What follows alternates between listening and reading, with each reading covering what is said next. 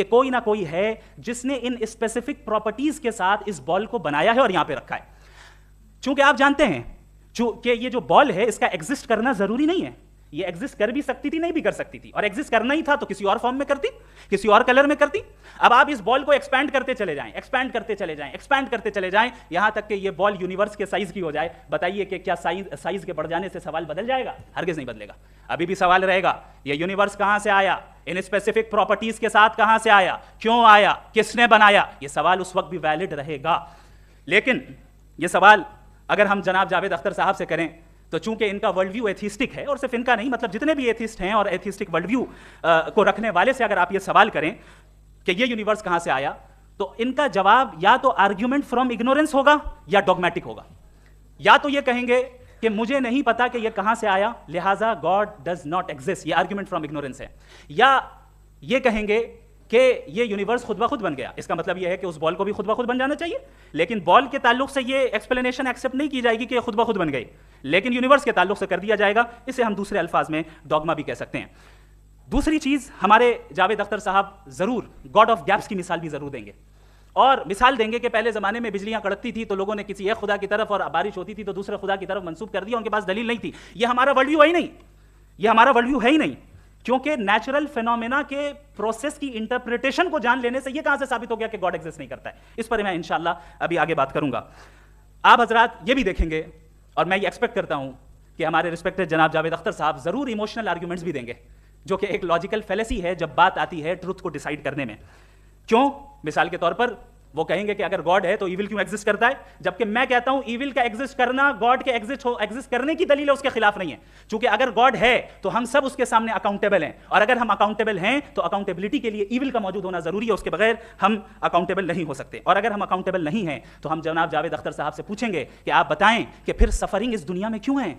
अगर खुदा नहीं है तो सफरिंग क्यों है? और उन लोगों के जज्बे का क्या जिनके अंदर सफरिंग के बाद इंतकाम लेने का जज्बा पाया जाता है और वो इस दुनिया से ऐसे ही चले गए, क्या उनकी सारी तकलीफें बेकार चली जाएंगी? अब आ जाएं उसी एग्जांपल की तरफ कि बॉल, मुझसे अगर कोई पूछे इस बॉल को किसने बनाया, और या इस एक्सपेंडेड बॉल को किसने बनाया, मैं कहूंगा कि चूंकि ये यूनिवर्स और इस यूनिवर्स की तमाम चीजें कॉन्टिंजेंट हैं, कॉन्टिंजेंट होने का मतलब ये होता है कि जो अपने एग्जिस्टेंस पे किसी के ऊपर डिपेंड करती हो, तो जाहिर है ये यूनिवर्स कॉन्टिंजेंट है। और अगर कोई चीज कॉन्टिंजेंट नहीं है तो मैं रिक्वेस्ट करूंगा कि मुझे दिखा दें कि कौन सी चीज यूनिवर्स में कॉन्टिंजेंट नहीं है, हम भी जरा गौर कर लें और हम भी देख लें। और जब कॉन्टिंजेंट चीजें मौजूद हैं तो फिलोसोफर्स की इस्तिलाह के मुताबिक, हम उस टर्मिनोलॉजी के मुताबिक हम उस जगह तक पहुंचते हैं और उस हस्ती तक पहुंचते हैं जिसे नेसेसरी बीइंग कहा जाता है, कि ये वो नेसेसरी बीइंग है जिसका मौजूद ना होना नामुमकिन हो। क्योंकि अगर ये मौजूद ना हो तो सारी चीजें एग्जिस्टेंस में आएंगी ही नहीं, और ये सारी कॉन्टिंजेंट चीजें उसी के ऊपर डिपेंड करती हैं। अब अगर आप ये सवाल करते हैं कि फिर उस हस्ती को किसने बनाया, फिर उसका कॉज क्या है, फिर उसका कॉज क्या है, फिर उसका कॉज क्या है, और एंडलेसली चले जाएं, इसे हम कहते हैं इन्फिनिट रिग्रेस ऑफ कॉजेस, जो कि लॉजिकल फेलेसी है। कॉन्सेप्चुअली इन्फिनिटी पॉसिबल है। मिसाल के तौर पर न्यूमेरिकल्स 1 2 3 गिनते चले जाएं, इन्फिनिट नंबर है। मैं कॉन्सेप्चुअली बात नहीं कर रहा, प्रैक्टिकली रियलिटी में साबित करके दिखाएं कि infinite regress of causes possible है या नहीं। अगर पॉसिबल है तो हम मान लेंगे, मिसाल दे दें, और पॉसिबल नहीं है तो एक ही ऑप्शन बचता है जिसे हम कहते हैं नेसेसरी बीइंग। ऐसी नेसेसरी बीइंग जो इंडिपेंडेंट है, क्योंकि अगर वो डिपेंडेंट हुई तो वो नेसेसरी नहीं रहेगी। ऐसी इंडिपेंडेंट बीइंग जो इटर्नल है, अगर वो इटर्नल नहीं होगी, उसकी बिगिनिंग होगी, तो वो खुद कॉन्टिंजेंट है। ऐसी बीइंग जो पावरफुल है, क्योंकि कॉन्टिंजेंट को एक्चुअलाइज करने के लिए पावर चाहिए। ऐसी बीइंग जो इंटेलिजेंट है और नॉलेजेबल है, क्योंकि ये यूनिवर्स स्पेसिफिक फॉर्म और स्पेसिफिक लॉज ऑफ नेचर के तहत प्रिसाइजली चल रहा है। Thank you. थैंक यू मुफ्ती साहब। मैं इन दलीलों के बाद जावेद अख्तर साहब से गुजारिश करूंगा, आप बैठ के बोलना चाहेंगे या जी?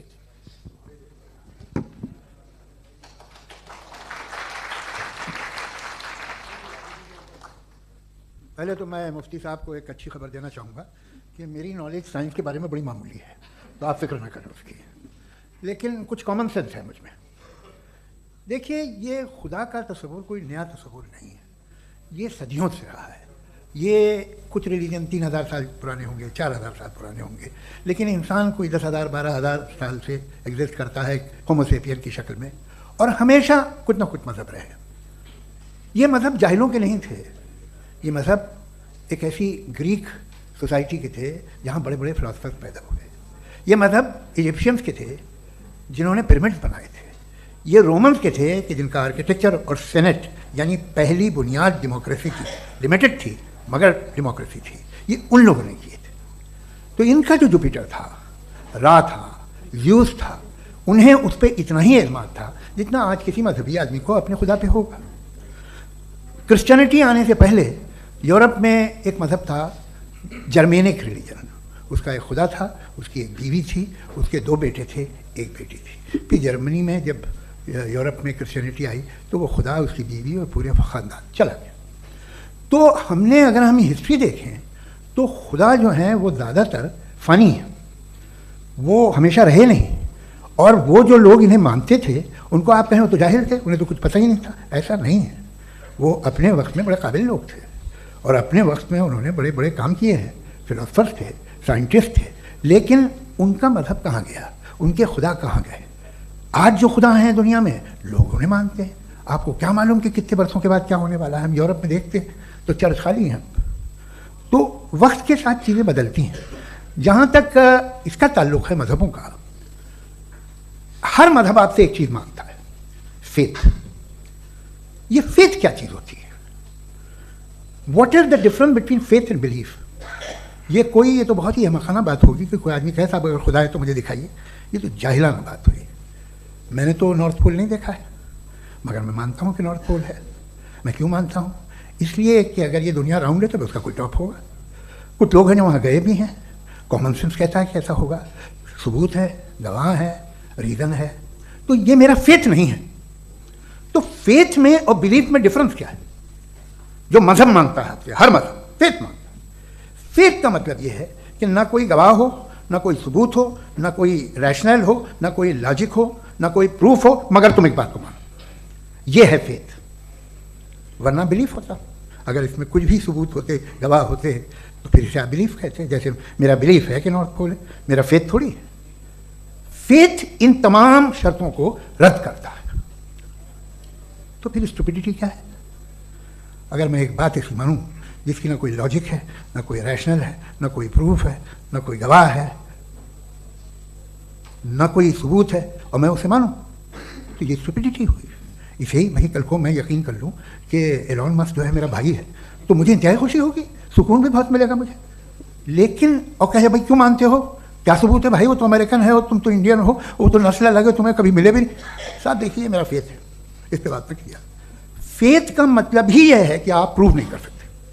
अगर आप प्रूव कर सकते हो तो फेथ की जरूरत ही नहीं, फिर तो आप बात करेंगे, आप कितनी बहस कर लीजिए। अल्टीमेटली दुनिया का हर मजहब फेथ पे टिका है, और फेथ का मतलब है एक ऐसा यकीन जिसका कोई सबूत, कोई गवाह, कोई रैशनल नहीं। अब आप ये कहें, क्या आप ये क्यों कह रहे हैं कि साहब ये कायनात किसने बनाई? कमाल ये है कि आपने बताया कि एक आइलैंड पे गए और एक बॉल देखी। आपने ये नहीं कहा कि आइलैंड किसने बनाया, आपको सिर्फ बॉल पे हैरत हुई। हमने आइलैंड पे हमने हैरत नहीं की, होते हैं आइलैंड। इसी तरह ये आइलैंड है, सितारे, ये गैलेक्सीज, ये सब आइलैंड हैं, खला में। हम उन्हें टेकन फॉर ग्रांटेड लेते हैं, हम पूछते नहीं किसने बनाए। आपने जजीरे के बारे में भी नहीं पूछा है। मेरी पैदाइश कैसे हुई? क्या मैं प्लान पैदा हुआ था? I was plan to be born, या एक लकी स्पर्म था जो किसी एक से चिपक गया? मेरी पैदाइश रैंडम। और इंसाफ जिसे आप कहते हैं, इंसाफ का तो नेचर से कोई वास्ता ही नहीं है। जो आप कहते हैं कि एक दिन इंसाफ करेगा, इंसाफ is a human concept, nature में कोई इंसाफ नहीं। अगर शेर हिरन को खा जाता है तो उसे कोई सजा नहीं मिलती। अगर एक आंधी आती है और हरे भरे पेड़ों को उखाड़ के फेंक देती है तो आंधियों की जेल नहीं होती है। नेचर में इंसाफ नहीं, इसलिए वो नेचर को इंसाफ की जरूरत भी नहीं। नेचर तमाम में एक है।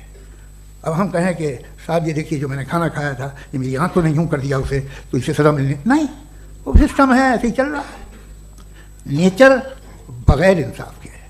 इंसाफ इज अ ह्यूमन कॉन्सेप्ट। तो जो आपसे कहता है कि मैं तुम्हें इंसाफ दूंगा, वो इंसानी जहन की पैदावार है। ये नेचुरल है ही नहीं, ये आसमानी है ही नहीं। नेचर का तसव्वुर, इंसाफ का तसव्वुर। भाई आप साथ मिलते हैं, अब आप लेफ्ट हैंड ड्राइव करते हैं, ये क्या है?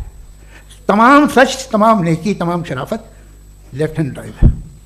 वरना क्या होगा, या तो आप क्रॉस कर देंगे, आपका एक्सीडेंट हो जाएगा, या किसी को मार देंगे, या ट्रैफिक जैम हो जाएगा। झूठ, बेईमानी, रिश्वतखोरी, ये तमाम जो है driving on the wrong side है। इसके ऊपर कुछ नहीं। ये तो हमने बनाया, जैसे हमने लेफ्ट हैंड ड्राइव बनाई है।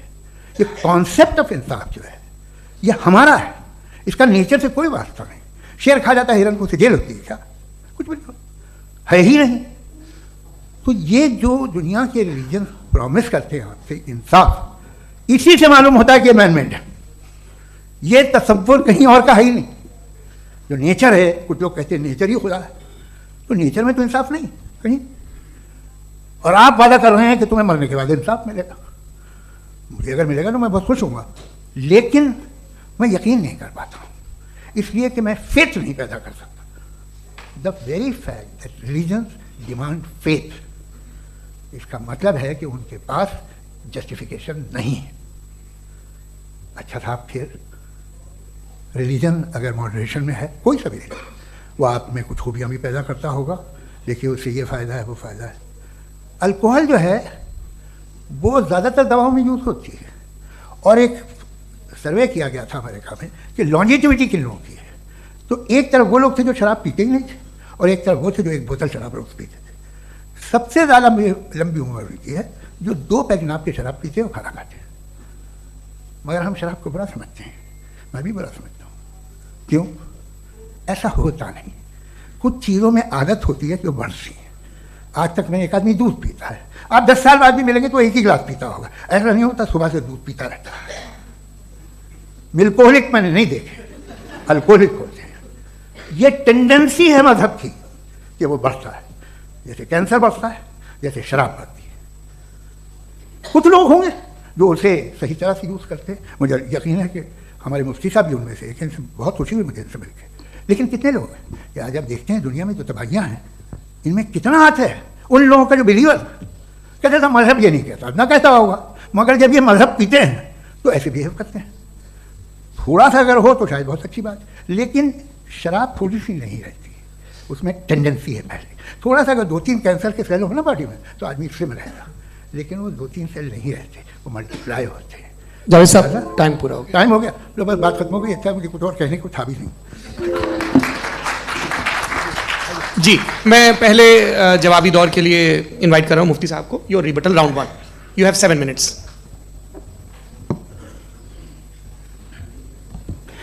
Thank you very much Javed साहब, आपकी बात को सुनकर बड़े महजूज हुए हम लोग। महजूज, do you understand? We enjoyed. Okay, अब थोड़ा सा लॉजिकली उसको हम लोग देखते हैं। दरअसल हम लोगों ने कल गुजारिश की थी मुफ्ती साहब से भी, जावेद साहब से भी, कि हिंदुस्तानी ज़बान आम फहम सबको समझ में आ जाए, और जहां कहीं आप मुश्किल शब्द इस्तेमाल करें वहां बताते भी चलें। Thank you. तो सबसे पहले हमारे रिस्पेक्टेड जावेद साहब ने हवाला दिया कि खुदा फानी है। कितने मजहब आगे चले गए, किसी ने जुपिटर को खुदा माना, किसी ने किसी को माना। मैं कहता हूं जिसने कॉन्टिंजेंट चीज को खुदा माना, गलत माना, वो खुदा ही नहीं, वो खुदा ही नहीं है। हम तो नेसेसरी बीइंग को साबित करने बैठे हैं, वो नेसेसरी कॉज जो इटरनल है, जो अबदी भी है और अजली भी है। हम किसी और को साबित करने नहीं बैठे। दूसरी चीज, उन्होंने कहा कि फेथ एंड बिलीफ, ये एक ऐसी डेफिनेशन है फेथ की जो इन्होंने पहली मर्तबा पेश की है, या माफ कीजिएगा, इन्होंने पहली मर्तबा पेश नहीं की है, रिचर्ड डॉकिंस ने पहली मर्तबा पेश की है। मुझे मालूम है ये सोर्स कहां से है। एपिस्टेमोलॉजिकली फेथ और बिलीफ का फर्क आप इस तरह नहीं कर सकते सर। फेथ सही भी होता है, गलत भी होता है, बिलीफ सही भी होता है, गलत भी होता है। जो लॉजिक, रीजन और एविडेंस से बैक्ड होगा वो फेथ सही होगा। और आप जिस फेथ की बात कर रहे हैं कि इलॉजिकल है और उसके पीछे नहीं है, तो we are on the same page.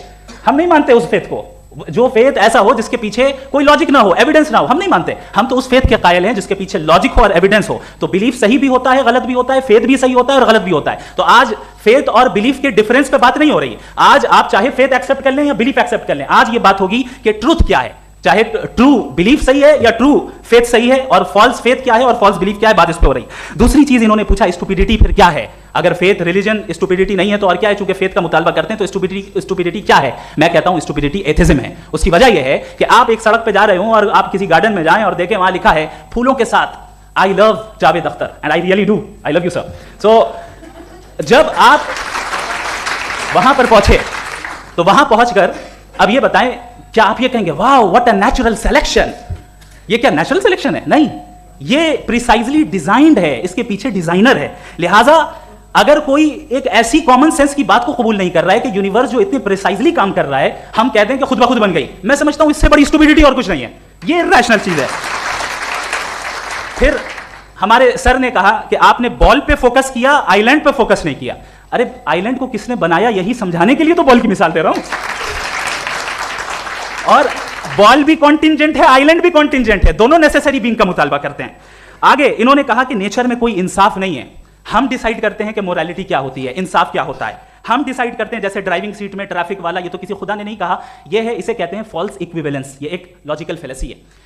आपने जो है मिसाल दी ड्राइविंग की और ट्रैफिक की, ये सब्जेक्टिव मोरालिटी है। आप सब्जेक्टिव मोरालिटी को मिसाल बनाकर ऑब्जेक्टिव मोरालिटी के ऊपर नहीं थोप सकते। इंसाफ की ऑब्जेक्टिव मोरालिटी। अगर आप ये कहते हैं कि नेचर में इंसाफ नहीं है, तो इंसाफ का न होना ये नेचुरल हुआ, तो फिर नेचर को नेचर रहने दे, क्यों हम इतना स्ट्राइव कर रहे हैं दुनिया में इंसाफ लाने के लिए? ये तो इलॉजिकल बात है, इरैशनल बात है। इसलिए बहुत सी चीजें ऐसी हैं जो ऑब्जेक्टिवली जो है इविल या गुड हैं, और बहुत सी चीजें ऐसी हैं जो सब्जेक्टिवली हैं। सब्जेक्टिवली जो मोरल होता है या इमोरल होता है, उसको हम सोशल कंसेंसस से या पर्सनल प्रेफरेंस से डिसाइड करते हैं। लेकिन जो ऑब्जेक्टिव मोरालिटी है, जिसमें इंसाफ आया, जो इन्होंने बार बार रिपीट किया, ये ऑब्जेक्टिव है, सब्जेक्टिव नहीं है। अगर आप कहते हैं ये सब्जेक्टिव है, तो मेरा सवाल आपसे ये है, क्या सोशल कंसेंसस के जरिए अगर जुल्म को सही करार दे दिया जाएगा तो आप जुल्म को जस्टिफाई करेंगे? दूसरी चीज, इन्होंने ये कहा कि 2 पैक शराब पी लें तो वो उतने पे नहीं रहता, बढ़ जाता है। यही मामला मजहब के साथ है। 2 पैक आप पी लें, बढ़ेगा। तो ये एक ऐसी मिसाल है, इसको कहीं भी फिट कर लें कि आप एथिज्म पे जब फिट करें, जब आप 2 पैक एथिज्म का लेंगे ना, तो वो बढ़ बढ़ के नॉर्थ कोरिया बनेगा। Thank you.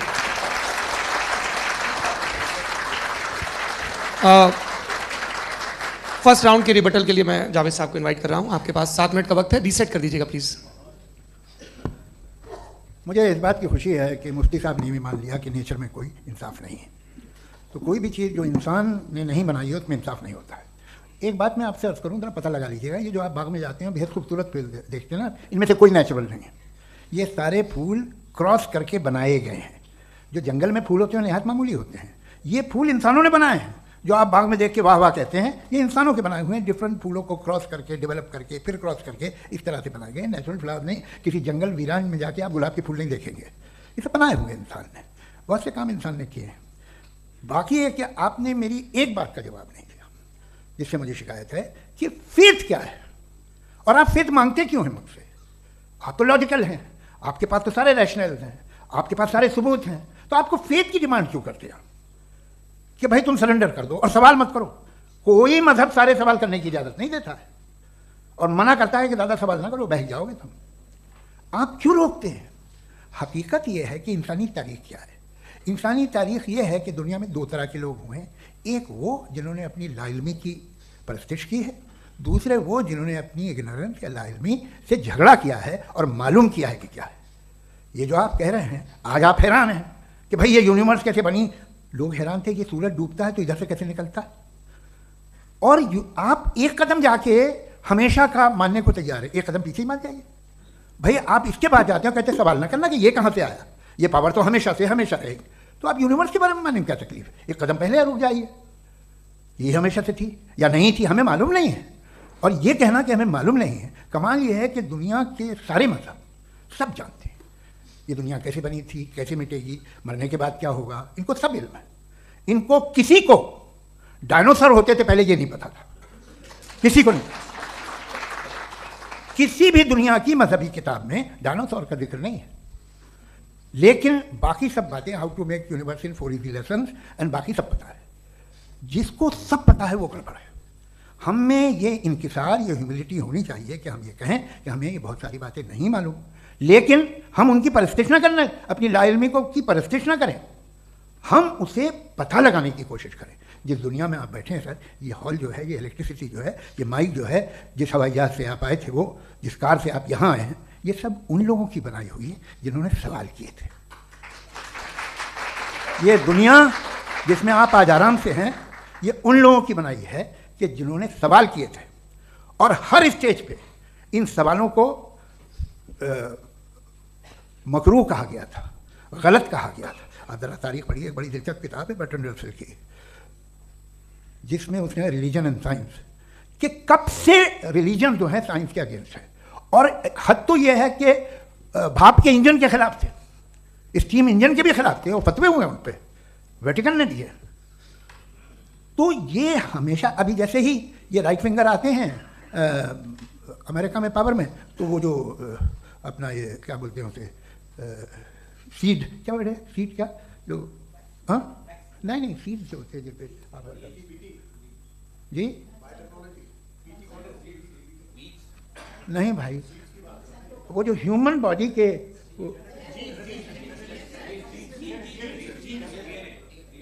उस पर रिसर्च बंद हो जाती है। रिपब्लिकन नहीं करने देते। अरे भाई इतना डर क्या है तुम्हें? एक ज़माने में बहुत नाराज़ थे ये सारे मजहबी लोग कि ये इंसान तो इंसान बनाने की कोशिश कर रहा है। आपको क्या तकलीफ भाई? बना ले तो बना लेने दो, ये खौफ क्या है? और ये सब आज जो आप कह रहे हैं नामुमकिन है, ये कैसे हुआ? मुझे किस्सा याद आता है। जब मैं 6ठी क्लास में था तो मैं मैथमेटिक्स में बहुत वीक था, तो एक टीचर रख दिया गया, उसने 1 2 3 4 5 6 7 को सिखा दिया मुझे। वो दिन मैं भूल नहीं सकता हूँ मुफ्ती साहब, जिस दिन उसने ये बताया कि 1/2 क्या होता है और 3/4 क्या होता है। मुझे ऐसा लगा कि मेरा सर बीच से फट जाएगा। ये आदमी कह रहा है कि दीवार के अंदर जाओ वॉक करते हुए। आज हंसता हूँ मैं इस बात पे। तो आज जो बातें आपके जहन से बिल्कुल परे हैं और आप हैरान होते हो